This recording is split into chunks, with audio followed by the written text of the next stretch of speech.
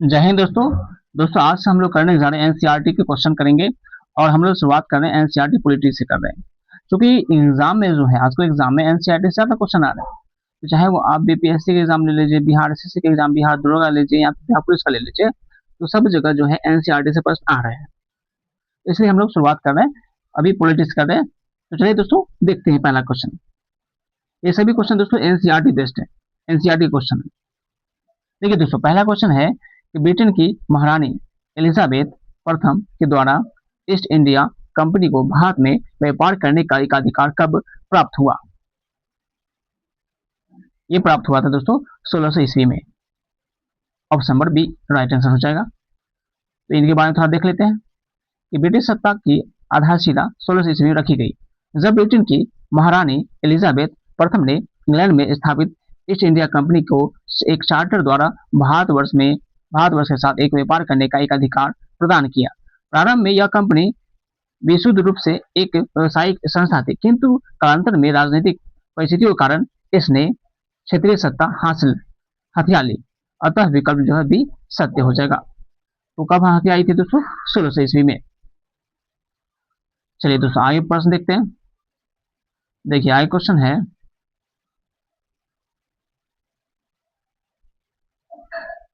1773 के नियामक अधिनियम में प्रावधान था। ऑप्शन ए है कलकत्ता प्रेसिडेंसी में एक ऐसी सरकार की स्थापना की गई जिसमें गवर्नर जनरल और 4 सदस्य थे। दूसरा कह रहा है बंबई और मद्रास प्रेसिडेंसी की सरकारों को कलकत्ता की सरकार के अधीन कर दिया गया। ऑप्शन ए सत्य है, बी सत्य है, ए और बी दोनों सत्य है, या फिर न तो ए सत्य है न बी सत्य है। कौन सा ऑप्शन करेक्ट हो जाएगा? चलिए इसका आंसर देख लेते हैं। इसका आंसर ऑप्शन नंबर सी हो, यानी ये दोनों सत्य है दोस्तों, ए और बी दोनों सत्य है। चलिए इसके बाद थोड़ा डिटेल देख लेते हैं। देखिए कंपनी की राजनीतिक सत्ता का विस्तार के साथ इंग्लैंड में यह अनुभव किया जा रहा था कि कंपनी के क्रियाकलापों को कुछ नियमित करना आवश्यक है। अंततः 1773 का नियामक अधिनियम निर्मित किया गया, जिसके अंतर्गत कलकत्ता प्रेसिडेंसी में एक ऐसी सरकार की स्थापना की गई जिसमें गवर्नर जनरल और उसके परिषद के 4 सदस्य थे, जो अपनी सत्ता का उपयोग संयुक्त रूप से करते थे। इसके साथ ही बंबई और मद्रास प्रेसिडेंसी की सरकारों को जो कलकत्ता की सरकार के अधीन कर दिया गया था। हमारा ऑप्शन नंबर सी राइट हो जाएगा। चलिए आगे प्रश्न है किस अधिनियम के अंतर्गत कलकत्ता में उच्चतम न्यायालय की स्थापना हुई? 1773 का नियामक अधिनियम, 1833 का चार्टर अधिनियम। ऑप्शन सी है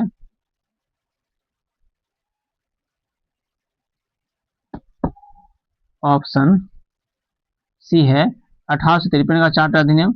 ऑप्शन डी इनमें से कोई नहीं। तो हमारा उत्तर हो जाएगा इस प्रश्न का ऑप्शन नंबर ए हो जाएगा। तो ऑप्शन नंबर ए में क्या था? 1773 का नियामक अधिनियम के तहत इसे कलकत्ता में उच्चतम न्यायालय की स्थापना किया गया था। चलिए आगे प्रश्न देख लेते हैं।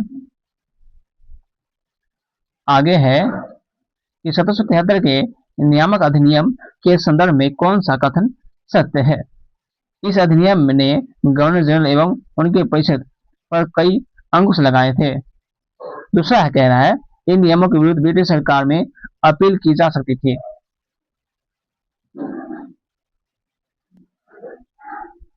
इसका आंसर हो जाएगा ऑप्शन नंबर सी वाला हो जाएगा। ए और बी दोनों सत्य है। चलिए इसके बाद थोड़ा डिटेल देख लेते हैं।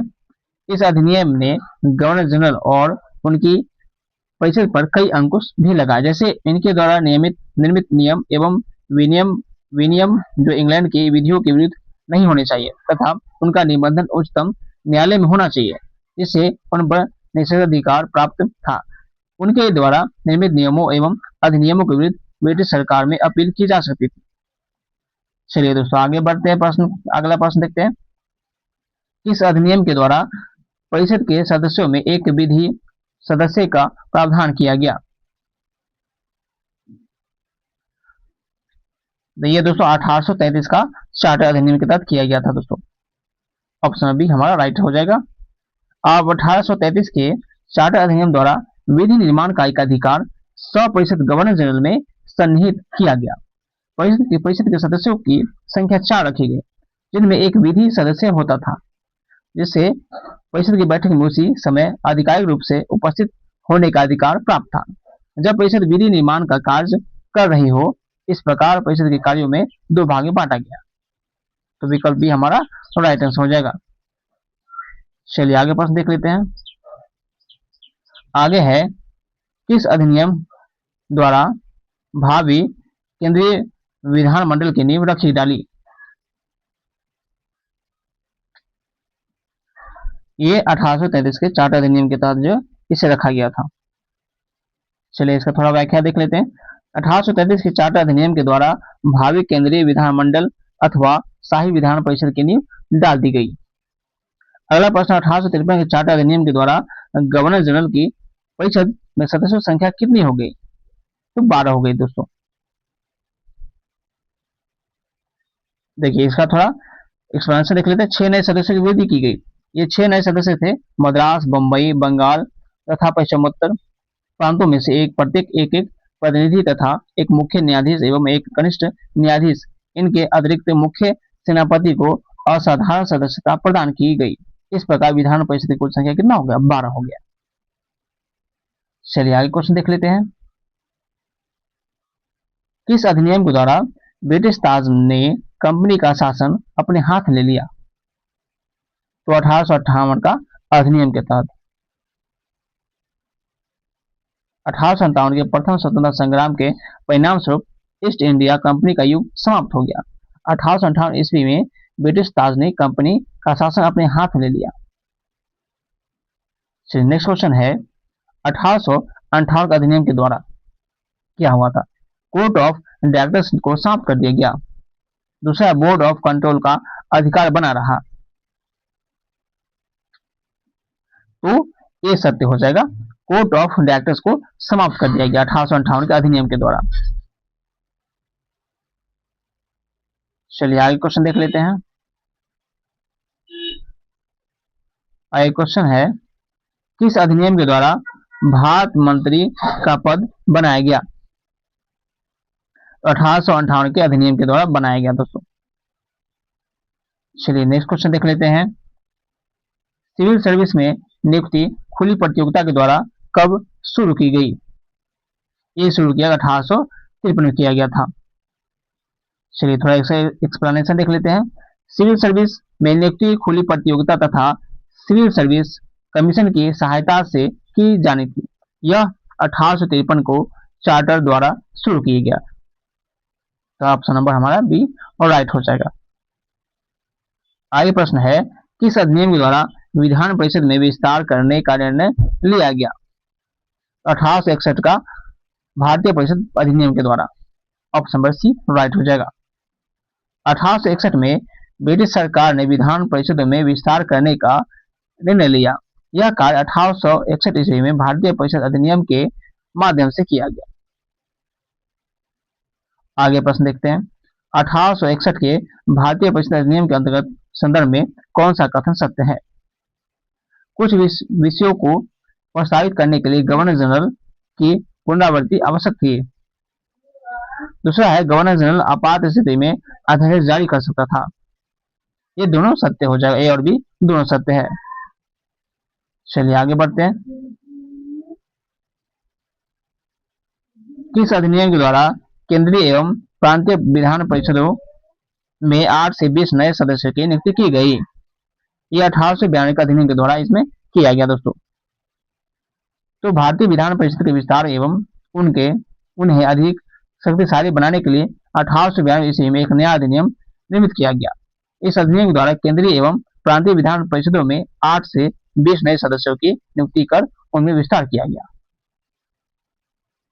आगे प्रश्न है, 1892 के भारतीय परिषद अधिनियम में प्रावधान था नए सदस्यों में से 40% गैर सरकारी सदस्य का।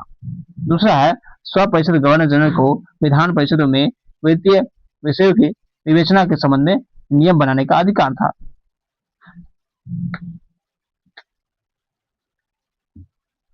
तो इस प्रश्न का उत्तर हो जाएगा ऑप्शन नंबर सी, ये दोनों सत्य है। ए और बी दोनों सत्य है। देखिए नए सदस्यों में से 40% गैर सरकारी होने चाहिए, सही है। 100% गवर्नर जनरल को विधान परिषद में वित्तीय विषयों को विवेचना करने और तथा प्रश्न पूछने के संबंध में नियम बनाने का अधिकार दिया गया, किंतु ऐसे नियमों पर 100% भारत मंत्री की सहमति अनिवार्य थी। आगे प्रश्न है, किस अधिनियम के द्वारा केंद्रीय विधान परिषद में सरकारी सदस्यों की बहुमत की व्याख्या हुई? ये हुई 1909 का अधिनियम के तहत हुई। चलिए आगे प्रश्न देखते हैं।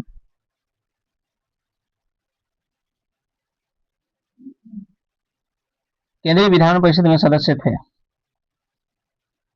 पदेन सदस्य, निर्वाचित सदस्य, मनोनीत सदस्य या फिर उपयुक्त सभी। तो ये सभी सदस्य थे, उपयुक्त सभी हो जाएगा हमारा राइट आंसर।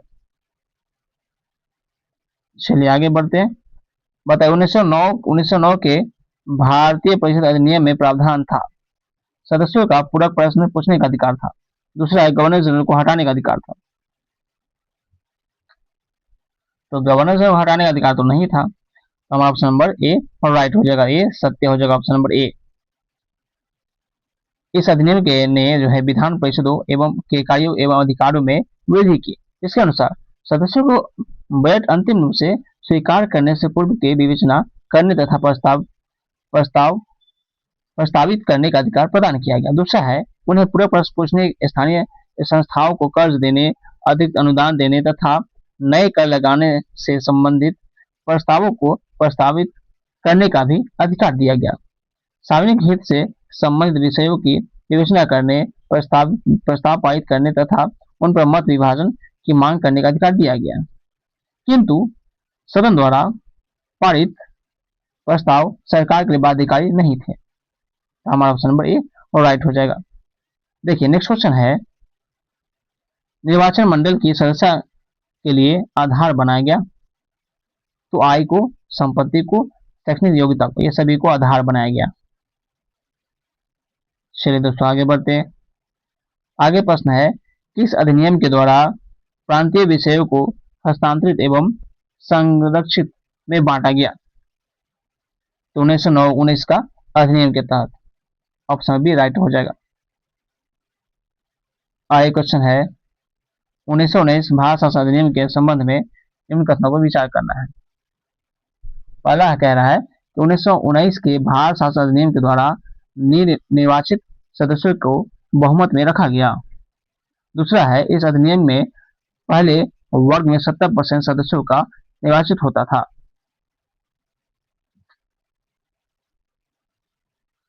तो इसका उत्तर हो जाएगा ऑप्शन नंबर सी राइट हो जाएगा, ए और बी दोनों सत्य हो जाएगा। चलिए आगे बढ़ते हैं।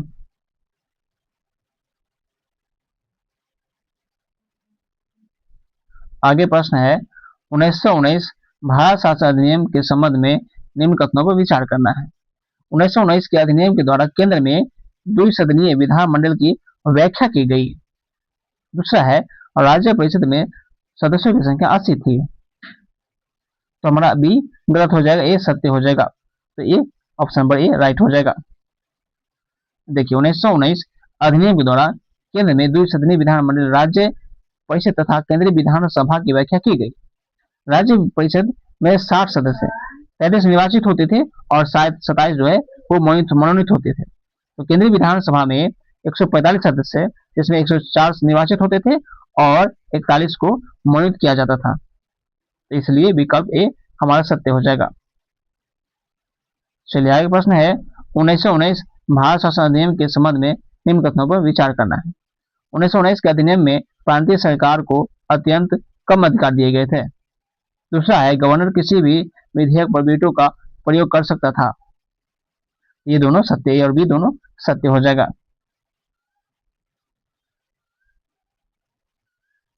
चलिए आगे देख लेते हैं। कार्यकारी परिषद के संबंध में कौन सा कथन जो है सत्य हो जाएगा? यह केंद्रीय विधानमंडल के प्रति नहीं अपितु भारत मंत्री के प्रति उत्तरदायी थी। दूसरा कह रहा है 6 सदस्यों में 4 भारतीय होने का प्रावधान था।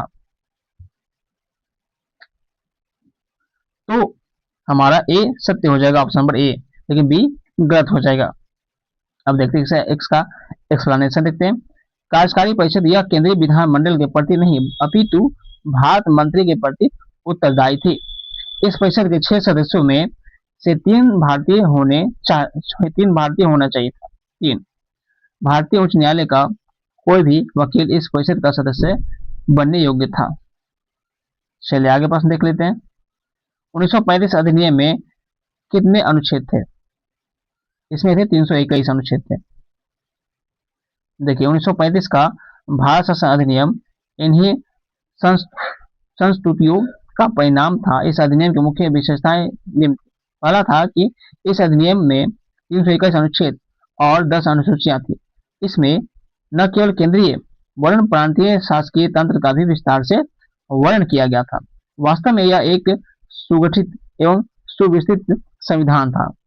दूसरा है, इसके द्वारा भारत में सर्वप्रथम संघीय शासन प्रणाली का प्रारंभ किया गया। संघ की इकाइयां 2 प्रकार की थी, एक ब्रिटिश भारतीय प्रांत, दूसरी थी देशी रियासतें। तीसरा है, इस अधिनियम ने शासकीय कार्य को 3 सूचियां संघ, प्रांतीय और संबंधित सूची में बांटा। संघ सूची में 59, प्रांतीय सूची में 54 और संबंधित सूची में 36 विषय थे। तो संघीय सूची में संघ सरकार तथा प्रांतीय सूची में प्रांतीय सरकार को अन्य क्षेत्राधिकार प्राप्त थे। चलिए आगे क्वेश्चन देख लेते हैं। आगे क्वेश्चन है, 1935 के भारत शासन अधिनियम के द्वारा शासकीय कार्यों की सूचियां थी।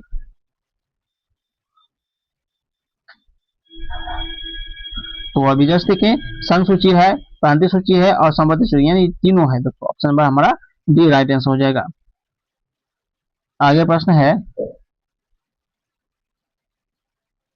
1935 के अधिनियम के संदर्भ में सत्य बताना है। संघ सूची में 59 विषय थे, संबंधित सूची में 36 विषय थे। दोनों सही हो जाएगा, ए और बी दोनों सत्य हो जाएगा। आगे क्वेश्चन है, 1935 के भारत शासन अधिनियम में राज्यसभा के सदस्यों की संख्या कितनी थी? तो 260 थे दोस्तों। कुल सदस्य कितना था? 260 था। इसमें से 156 सदस्य प्रांतों का प्रतिनिधित्व करने वाले थे और 104 सदस्यों का चयन देशी रियासतों के द्वारा होने वाला था। चलिए आगे क्वेश्चन है, 1935 के भारत शासन अधिनियम में लोकसभा के सदस्यों की संख्या कितनी थी? तो 375 थे दोस्तों। Option number A right answer हो जाएगा। 375 कुल सदस्य थे, जिसमें से 250 प्रांतों से आते थे, 125 जो है वो देशी रियासतों से आते थे। चलिए आगे प्रश्न है, 1935 के भारत शासन अधिनियम में सुरक्षित विषय से संबंधित था। प्रतिरक्षा, वैदेशिक संबंध, जनजातीय मामले, ये सभी हमारा राइट आंसर हो जाएगा। तो option number D right answer हो जाएगा। ये सभी हो जाएगा हमारा आंसर। चलिए दोस्तों आगे बढ़ते। आगे क्वेश्चन है, किस अधिनियम द्वारा प्रांतों की विद्युत शासन व्यवस्था को समाप्त कर दिया गया? 1935 के द्वारा, 1935 अधिनियम के द्वारा। 1935 के भारतीय शासन अधिनियम द्वारा प्रांतों की द्वैत शासन व्यवस्था, जिसका प्रारंभ 1919 के भारतीय शासन अधिनियम के द्वारा किया गया था, का अंत कर दिया गया। चलिए आगे प्रश्न है, किस अधिनियम के द्वारा वर्मा को भारत से अलग कर दिया गया?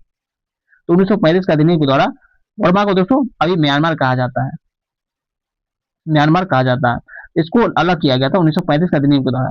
1919 के अधिनियम में भारत परिषद का विघटन करके वर्मा को भारत से अलग करके संघीय रेलवे प्राधिकरण की स्थापना करने तथा महाधिवक्ता एवं वित्तीय परामर्शदाता की नियुक्ति का भी व्यवस्था था। चलिए आगे देख लेते प्रश्न। आगे क्वेश्चन है, मंत्रिमंडल समिति ने अपने सुझाव कब दिए?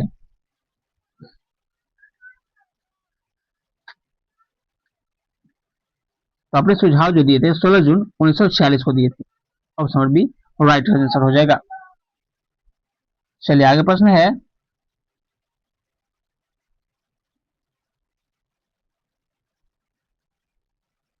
मंत्रिमंडल योजना में संविधान सभा के सदस्यों की संख्या कितनी थी? तो कुल जो थी वो 389 थी। तो 389 थे तो सदस्य, जिसमें से 296 प्रांतों की प्रतिनिधित्व करते थे और 93 जो है देशी रियासत से आते थे। आगे प्रश्न है, मुस्लिम लीग के द्वारा किस दिन प्रत्यक्ष कार्रवाई दिवस मनाने की घोषणा की गई? तो 16 अगस्त 1946 को किया गया था। 14 अगस्त 1946 को जवाहरलाल नेहरू के नेतृत्व में अंतरिम सरकार की स्थापना हुई। इसमें मुस्लिम लीग सम्मिलित यानी शामिल नहीं हुई। उसमें उसने जो 16 अगस्त 1946 को प्रोटेक्ट करवाई दिवस के रूप में मनाने की घोषणा की। उस दिन से हिंदुओं की मारकाट करने का और लूटने का कार्य आरंभ हो गया। चलिए आगे प्रश्न है 1947 के भारत स्वतंत्रता अधिनियम में प्रावधान था, भारत पाकिस्तान दो स्वतंत्र अधिराज्यों की स्थापना किया गया। दूसरा है पंजाब एवं कश्मीर का विभाजन हो गया। तो पंजाब और कश्मीर का विभाजन नहीं हुआ, बल्कि भारत पाकिस्तान जो है एक दो अलग देश हो गए, ये सत्य हो जाएगा। तो 1947 का भारतीय संविधान, भारतीय स्वतंत्रता अधिनियम, इस अधिनियम की मुख्य विशेषताएं जो है थी, इस अधिनियम ने भारत और पाकिस्तान इन दो स्वतंत्र अधिराज्यों की स्थापना की, व्यवस्था की। इसमें पंजाब और बंगाल के विभाजन की व्याख्या की गई थी, न कि पंजाब और कश्मीर की। तो दोस्तों आज जो है वो पहला चैप्टर कंप्लीट हो गया। हम लोग जो है पॉलिटिकल चैप्टर वाइज ये कंप्लीट करने वाले हैं। तो मिलते हैं दोस्तों अब अगले वीडियो।